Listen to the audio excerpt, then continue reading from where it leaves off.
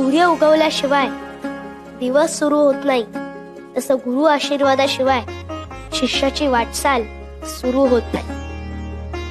त्याचं आयुष्य पुढे सरकूच शकत नाही. म्हणून तर योग्य वेळी तुझ्या भेटीला आलो. गुरु भेटी होता चित्त स्थिर होय, तळमळ जाय मनाची ते. आत्ता कुठे माझी तळमळ शांत झाली. तुमच्या भेटीनं इतका आनंद झालाय की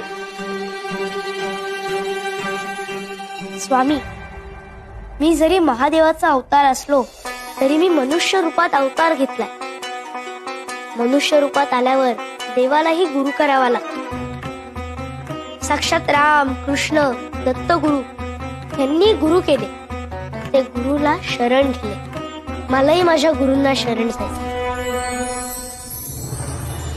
मनाची ते शांती होता पाय धरी, दंडवत करी वेळोवेळा.